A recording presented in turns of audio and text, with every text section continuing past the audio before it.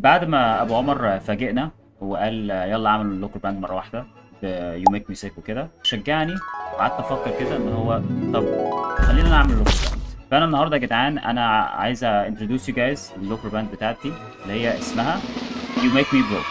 اول ديزاين انا عملته في اللوكال براند اللي هو السلام عليكم فاين شيت تانك توب، وهو عامل بس 1500 جنيه.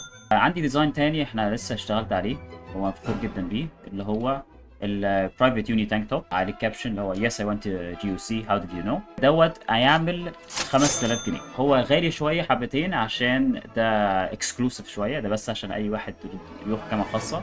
وانت لو عايز تشتري التانك توب دوت انت لازم تحط انت متخرج من اي جامعه عشان تقدر تشتريه. اخر بيس انا فخور جدا بيها بصراحه تبقى التوت باجز. في توت باج انا اشتغلت عليها اسمها بلبن دبي تشابوبو توت باج. انا مبسوط قوي بيها عشان عارفين التوت باجز بقت ترند قوي الفتره ديت.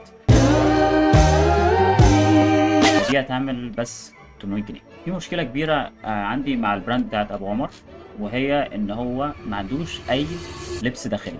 فين اللبس الداخلي؟ كله خارجي. فانا حاولت احل المشكله ديت باللوكال براند بتاعتي. نوفر لكم بوكسرات بتبدا من 800 جنيه، فانيلات بتبدا من 1000 جنيه، وحتى كمان فساتين بتبدا من 900 جنيه. اشمعنى تشتري من البراند بتاعتي؟ اول سبب، وده حاجه مهمه بصراحه، انه كل الديزاينز هاند ميد.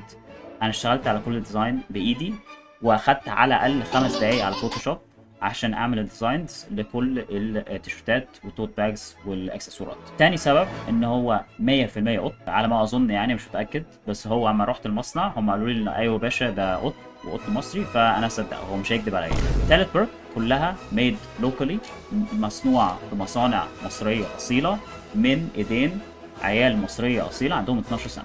مش بنصدر اي حاجه للصين واي الكلام دوت، احنا بنعمل كل حاجه ان هاوس. اخر بيرك ودي حاجه مهمه جدا لازم نفكر فيها هي السعر. الاسعار بتاعه البراند بتاعتي very very affordable، يعني دي اسعار خياليه. انتوا لو مش هتعرفوا تشتروا الحاجات ديت يبقى انتوا فقراء وجهل.